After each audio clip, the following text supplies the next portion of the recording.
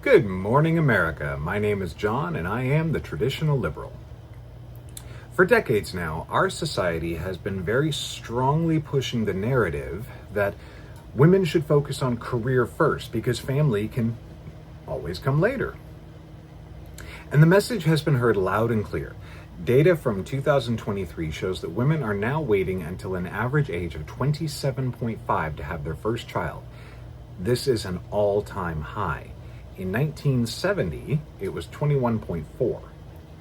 And okay, that's only about 6 years though. Not a big deal, right? Well, yeah, it is. You see, pregnancy after the age of 35 usually goes just fine. Everyone knows someone who had a baby in their late 30s to early 40s and everything was fine. But the risk of complications goes way up after 35. Preeclampsia, gestational diabetes, premature birth, low birth weight, and some genetic disorders are all more common with older mothers. The risk of dying in childbirth is also higher. And yes, the absolute risk is still fairly low. But is an extra 6 years of working really worth an increased risk of literally dying or having a sick baby? And then there's childhood obesity.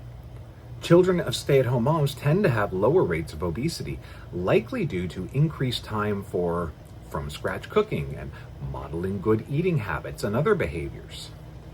And even if we ignore all of that, which we shouldn't, there's the reality of trying to start a family in your late 30s and 40s. It's hard. The men your age have already settled down and started families. That is where we end up with women asking questions like, where have all the good men gone? They're married, Susan. Now, if you go to Reddit and you browse the Ask Women Over 40 subreddit, it is full of women who did exactly this and are now alone and depressed.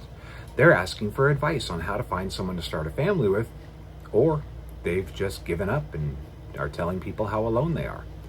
So here's one. She's approaching 40, never married, no kids, feeling regret. She says she's in panic mode over being single and having no kids.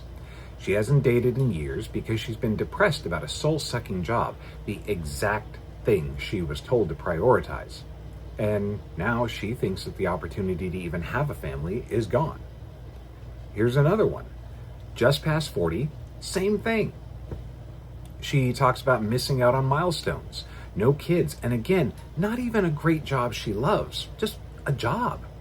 She's heard the same BS I've been talking about, where women say not having kids is liberating, but now she's past 40 and doesn't feel that way at all. She says she has no purpose in life. Look, I could do this all day. There's so many of them.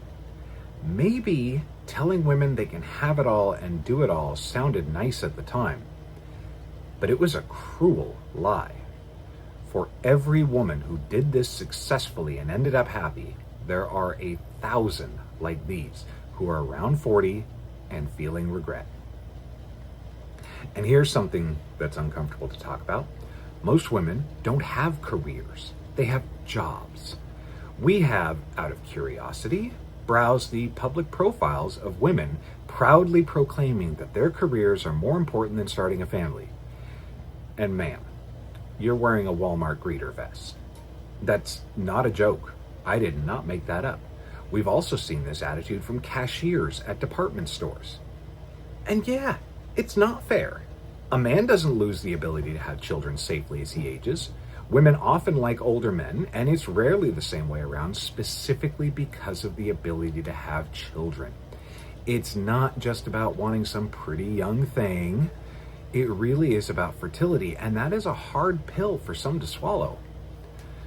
My wife worked hospice for a short while. And like anyone who's worked in that field, she will tell you that the biggest regrets are about family. No one lies on their deathbed saying that they wish they spent more time in the office or got that promotion or put career first. They regret not spending more time with family or even starting one. Now, historically, lonely men have been more common in nursing homes. But I think we're on the cusp of that changing. We're about to have an influx of lonely women with no one to visit them. And it'll be too late for them. But maybe it's not for you. Family is the most important thing. And that's all I have for you today. Please subscribe if you'd like to hear more and comment below your thoughts. Thank you, and good night, America.